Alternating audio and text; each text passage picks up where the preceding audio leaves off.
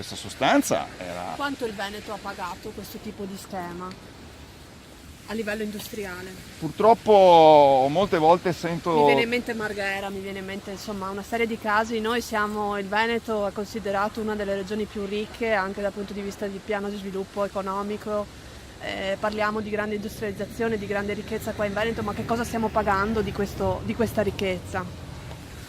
A mio parere purtroppo forse una parte dei guadagni dovevano essere reinvestiti in questo rifiuto, dove lo metto, questo rifiuto come lo demolisco, come lo riduco, come questi camini ci devo mettere un filtro in più. Ecco che forse sarebbe stata più lenta la macchina ma più sicura.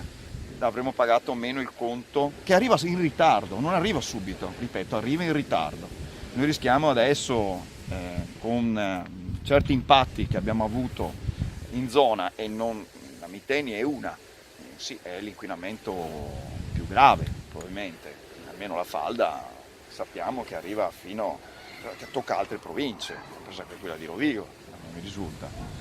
È stata quella di non fare attenzione a queste cose, quello di prendersi gli utili e non investirli anche in altre forme che dovevano essere la sicurezza delle persone, l'ambiente. Purtroppo le norme non